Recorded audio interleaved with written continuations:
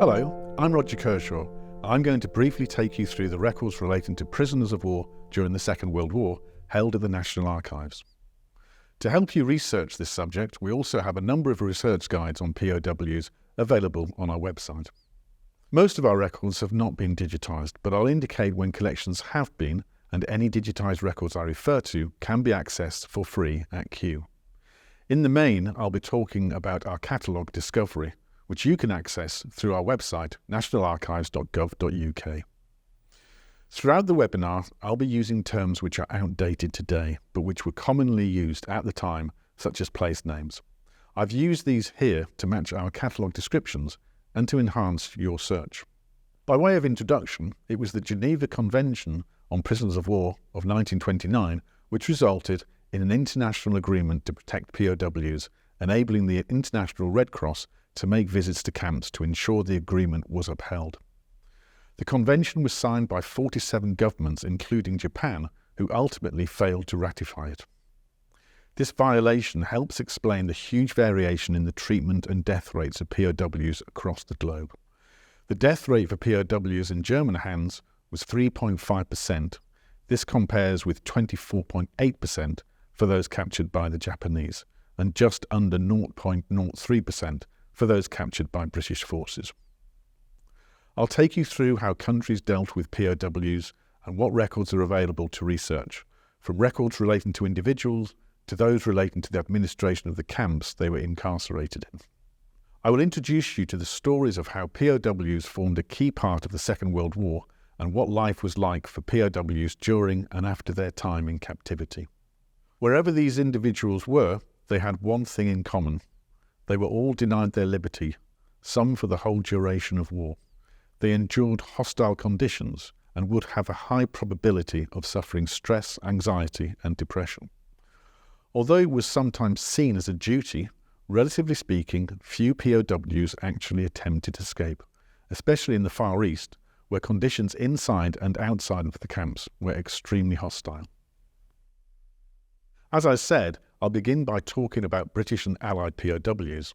There are three main series of records to consider. Records of individuals, normally personnel cards created by enemy forces when captured, questionnaires completed by POWs when camps were liberated by Allied forces at the end of the war, and interrogation reports and further questionnaires relating to escape attempts and evasion.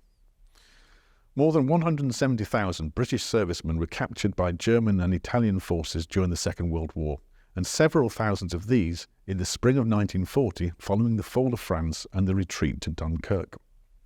The series of records W0416 consist of personal cards for individuals captured, and these were created by German authorities. Details on the cards include full name, date and place of birth, details of parentage and next of kin, religion and occupation, as well as information relating to the camps they were incarcerated in and details of capture, such as where and when. Many also include a photograph of the individual and fingerprints. There are also hospital cards for those receiving medical treatment with some x-rays, along with details of repatriation and escape attempts. These records can be searched by name of individual on our catalogue discovery. You can also search by service number, date of birth, prisoner of war number, or regiment, or unit. There are records for over 200,000 individuals, as the collection includes Allied POWs from Commonwealth forces, merchant seamen, and some Americans, and other nationalities. Occasionally, there is more than one record for individuals, as some of the cards were separated and missorted. The cards have been identified for future digitisation, but at the moment, the originals can be accessed. Records for those born less than 100 years ago remain closed, though these number fewer than 12,000, which is 6% of the total, and you can request for these to be opened if you have proof of death. With the youngest POW born in 1928, all should be open by 2029. In the Far East, there were over 50,000 British POWs, and equivalent record cards for them are in the series W0345, and these have been digitised and can be searched and downloaded on our partner site, findmypast.co.uk. Information on the index cards is partly in Japanese, but our research guide provides a link to an English translation. Although there are no photographs, the cards provide a similar amount of information to the German ones, and both series are more or less complete for all POWs. There are separate cards or pouches for some 3,000 merchant seamen captured in Europe and the Far East, and these are all searchable by name on discovery in the series BT373, but have not been digitised. If you can't find a card for your POW, then there are published lists available in our library and now online through both Ancestry and Find My Past. These record details of 170,000 servicemen captured in Germany. Similar lists can be found in Series 00392 of all branches of His Majesty's forces held in Germany or German-occupied territory, Italy and Japan or Japanese-occupied territory, and these are available on Find My Past too. You can also search for the names of some 13,500 Allied POWs and civilian internees held in Singapore camps in 00367. Again, these have been digitised by Find My Past. Another series, 00344, consists of questionnaires completed by liberated POWs who had been held captive by the Germans or Japanese. There are questionnaires for about 140,000 in total, most for those captured by German forces, but it wasn't compulsory to complete a questionnaire, and it's estimated that 1 in 3 chose not to. These records are arranged by nation, Germany or Japan, and then alphabetically by surname of individual, but they haven't been indexed on discovery by name. The records have very recently been made available to search and download through our partner site, Ancestry, but records for those born less than 100 years ago will not be available digitally. As well as giving personal details, name, rank, number, unit and home address, these records can include the date and place of capture, main camps and hospitals in which imprisoned, and work camps, serious illnesses suffered while a prisoner and medical treatment received, interrogation after capture, escape attempts, sabotage, suspicion of collaboration by other Allied prisoners, and details of bad treatment by the enemy to themselves or others. In addition, individuals were given the opportunity to bring to official notice any other matters such as courageous acts by fellow prisoners or details of civilians who assisted them during escape and evasion activities. The questionnaires relating to POWs captured by German forces tend to be more detailed than those held by the Japanese. We now move on to the record series 00208, which is a huge collection created by the Directorate of Military Intelligence. In this series, there are hundreds of records relating to interrogation reports and liberation reports for thousands of POWs who may have escaped or attempted to do so, or assisted others in escaping. Most of these have not been digitised, but most have been catalogued by name for those held in Germany and Italy. As well as a detailed report of escapes and evasion, some include maps and plans. Many reports include appendices which can provide further information relating to intelligence, locals who helped escapers, and feedback on the usefulness of escape aids or instructions provided beforehand. There are separate reports about RAF personnel escapes in the series Air 40, and a separate nominal card index in the document reading room at Kew summarises these reports. 00418 consists of a set of escape and evasion maps produced by MI9 between 1940 and 1945. Escape maps and plans can also be found within escape and evasion reports. And finally, there are additional personnel records to be aware of. Each branch of the armed services had units investigating missing personnel, many of whom were captured as POWs. The largest collection is in Air 81, which contains records of thousands of missing air personnel, and these can be searched on the catalogue by surname or by type of aircraft from which aircrew went missing, for example Blenheim or Lancaster. If you know the aircraft serial number, then you should be able to access them easily. These files can be very rich in detail and include personal letters and correspondence, exhumation reports, investigation reports, questionnaires by repatriated personnel, and personal effects. Please note that this series is still accruing and currently only goes up to the end of 1942, though all should be at Kew within the next couple of years. None of the records have been digitised.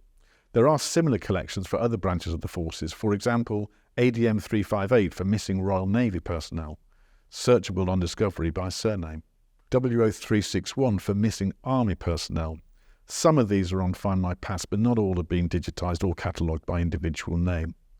Also, in the series W0347, there are hospital registers for camps in Thailand, Singapore and Burma.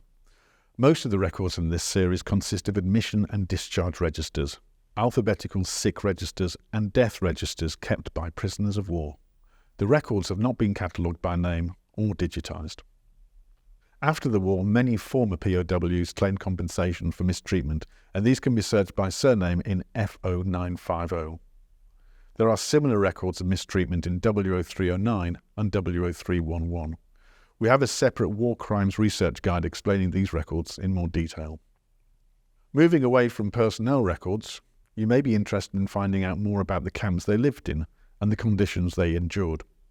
Red Cross reports indexed by name of camp known as Stalag in Europe or by camp number can be found in FO916, W0224 and CO1080.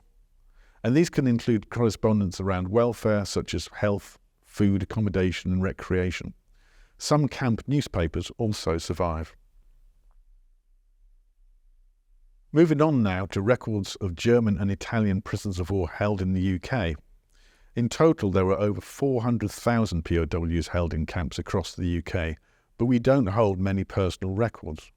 Records of individuals were sent to Germany and Italy after the end of the war, as they formed part of an individual's service record. The National Archives do hold incomplete sets of interrogation reports for enemy prisoners, mostly German, held by the British, and you can search within the series W0208 for the term interrogation report in combination with German, Italian or Japanese. Very few have been indexed by name, and there are separate interrogation reports for enemy airmen in Air 40 and for naval personnel in ADM 186. We also hold student record cards of POWs who attended the Wilton Park Centre prior to repatriation to Germany in the series FO1120, but again, these have not been indexed by name. Moving away from personnel records, you may be interested in finding out more about the camps they lived in and the conditions they endured. Red Cross reports indexed by name of camp or number can be found in FO916 and FO939. And there are separate reports on camp administration and the accounts of day-to-day life in W0199, W0222, W0177, H0215 and W0307. These will include correspondence and reports around welfare issues such as health, food, accommodation and recreation, and some camp newspapers survive, mostly in German. The National Archives has a wealth of material relating to POWs across the globe.